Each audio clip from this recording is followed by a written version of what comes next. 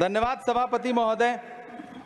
83 minute 71 बार थपथपाई गई मेज, 14,417 शब्दों का बजट भाषण और उस बजट में अपने लिए राहत तलाशती मिडिल क्लास की हैरतजदा आंखें। सभापति महोदय, मेरे हाथों में जो दस्तावेज है, दरअसल ये देश के किसानों, गरीबों, मजदूरों की उम्मीदों का स्मारक है। ऐसा लग रहा है जैसे वित्त मंत्री महोदया ने बजट नहीं तैयार किया है, बल्कि प्रधानमंत्री जी की मन की बात का संकलन तैयार किया है। टूटा हुआ लश्कर का भरम देख रहे हैं, टूटा हुआ लश्कर का भरम देख रहे हैं और जिल्ले इलाही के करम देख रहे हैं। ताकत का नशा अक्ल पे हावी है तुम्हारी, तुम देख न पाओगे जो हम देख रहे हैं। वित्त मंत्री महोदया ने इस बजट में महंगाई पर सिर्फ 10 शब्द बोला है। जिस देश में टमाटर 100 रुपए किलो बिक रहा हो। सभापति महोदय, मेरा टाइम पॉज करें और बार बार इंटरप्ट करने को या तो मना करें। हाँ बोले, कृपया बोले। सभापति महोदय, वित्त मंत्री महोदया ने इस बजट में महंगाई पर सिर्फ 10 शब्द बोले हैं। जिस देश में टमाटर 100 रुपए किलो बिक रहा हो, उस देश की वित्त मंत्री के पास बजट में महंगाई पर बोलने के लिए सिर्फ 10 शब्द है। डीजल, पेट्रोल, आटा, चावल, दाल, सब्जी की महंगाई का तो कोई जिक्र ही नहीं। सावन चल रहा है तो प्याज और लहसुन का दाम पूछना तो शायद पाप होगा। मैंने तो यह भी सुना है कि वित्त मंत्री जी जो चीज खुद नहीं खाती हैं, उसके दाम से उनका कोई लेना देना नहीं होता। लेकिन इस बार बजट पेश करने के लिए पार्लियामेंट आने से पहले वित्त मंत्री जी ने दही और चीनी खाई थी। अब तो उनसे यह पूछा जा ही सकता है कि उन्हें दही, दूध और चीनी का रेट तो इन दिनों पता ही होगा। क्या उसे सस्ता करवाएंगी या नहीं सस्ता करवाएंगी? अगर पता है तो कृपया सस्ता करवाइए, क्योंकि इसी चीनी ने अमेठी में एक मंत्री महोदया का राजनीतिक कैरियर कड़वा कर दिया। सभापति महोदय, अपने शीश महलों में बैठे हुए सरकार के सांसद और मंत्री कह रहे हैं कि महंगाई कम हो रही है। संसद की कैंटीन से बाहर निकल करके एक चाय का कप खरीदिए, तब समझ में आएगा कि महंगाई कम हो रही है या बढ़ रही है। किसी एक दिन अपनी किसी मजदूर की तरह अपनी दिन भर की दिहाड़ी लेकर के बाजार जाइए और अपने बच्चों के लिए राशन खरीदिए, तब पता चलेगा कि महंगाई कम हो रही है या नहीं हो रही है। यहां बैठ करके बड़ी बड़ी बातें करना आसान है। ये चूनर धानी भूल जाते, ये पुरवा की रवानी भूल जाते, जो आकर 4 दिन गांव में रहते तो सारी लंतरानी भूल जाते। सभापति महोदय, इलेक्टोरल बॉन्ड खरीदने के नाम छुपाने वाली सरकार, इलेक्टोरल बॉन्ड खरीदने वालों के नाम छुपाने वाली सरकार इन दिनों आम के ठेला लगाने वालों के नाम जानना चाहती है। मुझे तो होटलों, ढाबों या आम के ठेलों पर नेम प्लेट लगवाने वालों से पूछना है कि कभी खून की बोतल पर देखा है किसी का नाम लिखा हुआ? मुझे पूछना है कि क्या कोरोना के दौरान अपनी उखड़ती हुई सांसों के लिए ऑक्सीजन तलाशने वाले किसी इंसान ने ऑक्सीजन लाने वाले किसी इंसान से पूछा था कि ऑक्सीजन लाने वाला इंसान हिंदू है या मुसलमान है? मुझे पूछना है कि लावारिस लाशों के लिए कोरोना में कांधा देने वाले, चिताओं के लिए लकड़ियां सजाने वाले किसी इंसान से पूछा गया था उसका नाम, उसका मजहब? लेकिन इन दिनों पूछा जा रहा है। सभापति महोदय, अफसोस देश के प्रधानमंत्री जी ने कभी न टूटने वाली चुप्पी ओढ़ ली है। सभापति महोदय, जनता ने 63 सीटें कम क्या कर दी? ये सरकार तो अमृतकाल का नाम लेना ही भूल गई। ये भूल गई है अमृतकाल को, ये भूल गई है मनरेगा को, ये भूल गई है मौलाना आजाद नेशनल फेलोशिप को, ये भूल गई है मणिपुर को, ये भूल गई है महाराष्ट्र को। मुझे गर्व है कि मैं राज्यसभा में महाराष्ट्र का प्रतिनिधित्व करता हूं। महाराष्ट्र जो देश की आर्थिक राजधानी है, जो टोटल कॉर्पोरेट टैक्स का 40%, इनकम टैक्स का 32% और जीएसटी का 20% इस देश को देता है, उस महाराष्ट्र के लिए इस बजट में एक शब्द नहीं है। आप बैठ जाए। सभापति महोदय, आखिर महाराष्ट्र से किस बात का बदला लिया जा रहा है?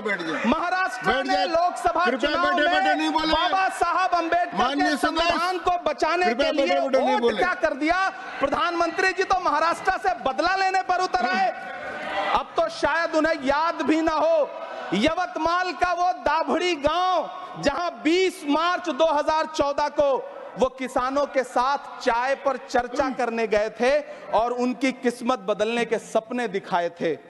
उसी यवतमाल में पिछले 6 महीने में 132 किसानों ने आत्महत्या की है। सभापति महोदय, महाराष्ट्र में हर महीने 209 किसान आत्महत्या कर रहे हैं। राज्य सरकार द्वारा सौंपा गया आंकड़ा बताता है कि 1 जनवरी से 31 मई के बीच 1046 किसानों ने आत्महत्या की है। लेकिन अफसोस, इस बजट में महाराष्ट्र के किसानों के लिए कुछ भी नहीं है। किसानों से चिढ़ी हुई सरकार ने बजट में किसानों के एमएसपी की लीगल गारंटी नहीं दी। लेकिन याद रखिएगा, जो किसान का नहीं वो हिंदुस्तान का नहीं।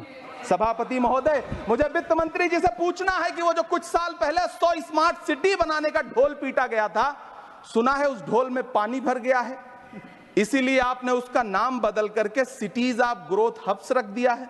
अच्छा है, नाम बदलने का खेल खेलते रहिए। आपकी कई सरकारें तो इसी वजह से चल रही हैं। इस सरकार को पढ़े लिखे लोगों से दिक्कत है सभापति महोदय, इसीलिए इस सरकार ने यूजीसी का बजट 66% कम कर दिया है। वाह सरकार। सभापति महोदय, मैं वित्त मंत्री जी के संज्ञान में लाना चाहता हूं कि किशनगंज में एएमयू सेंटर के पास 224 एकड़ जमीन है। यूपीए सरकार ने सोनिया गांधी जी की अगुवाई में 136 करोड़ रुपए एएमयू किशनगंज सेंटर के लिए सेक्शन किए थे। लेकिन आपकी सरकार ने पिछले 10 साल में उस 136 करोड़ में से सिर्फ 10 करोड़ रुपया रिलीज किया है।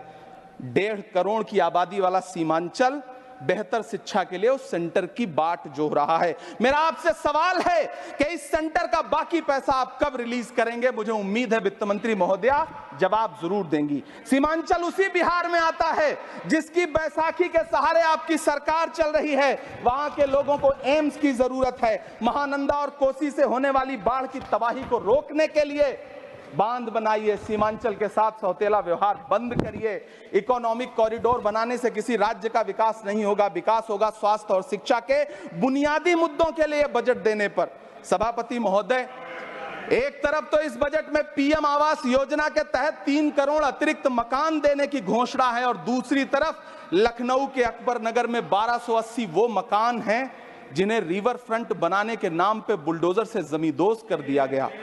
सभापति महोदय, लोग चीखते रहे, बच्चे बिलखते रहे, वसुधैव कुटुंबकम का नारा लगाने वाली सरकार इंसानों के घरौंदे उजाड़ कर जश्न मना रही है। सभापति महोदय, मेरा बहुत भावुकता के साथ देश के प्रधानमंत्री से सवाल है कि इन उजड़ते हुए मकानों और बेघर होते हुए घरों को देख करके आपको नींद कैसे आती है, आप सो कैसे पाते हैं। मेरा सवाल है इस देश के प्रधानमंत्री से, या तो लोगों के घरौंदे उजाड़ना बंद करिए या फिर करोड़ों मकान बनाने की झूठी घोषणाएं करना बंद करिए। यह बजट झूठ का पुलिंदा है। यह बजट आपके पिछले साल के बजट का कट कॉपी पेस्ट है। यह बजट हमारे चुनावी घोषणा पत्र की नकल करने की एक बेईमान कोशिश है। लेकिन कहावत है ना कि नकल के लिए भी अकल चाहिए। मेरे हाथ में एक तरफ न्याय पत्र है जो हमारा है और दूसरी तरफ अन्याय पत्र है जो आपका है। इस सरकार को आलोचना सुनने की आदत नहीं है सभापति महोदय। जब आप इनसे सवाल पूछिए तो ये शांत रहे। आप बताइए 70 साल में आपने क्या किया है। मैं तो इस सदन में कहना चाहता हूं सभापति महोदय कि हमसे 70 साल का हिसाब मांगने वालों, जो सरकार अपना चलाया हुआ 2000 का नोट 7 साल नहीं चला सकी, वो हमसे 70 साल का हिसाब मांगती है। सभापति महोदय, मैं अंत में आपसे यह कहना चाहता हूं, यह बजट बैसाखी पर टिकी हुई सरकार का कुर्सी बचाओ बजट है। इस बजट में राज्यों के साथ, किसानों के साथ, नौजवानों के साथ, महिलाओं के साथ, देश के मिडिल क्लास के साथ अन्याय किया गया है और इस अन्याय का खामियाजा आपको महाराष्ट्र, हरियाणा और झारखंड के चुनाव में भुगतना पड़ेगा।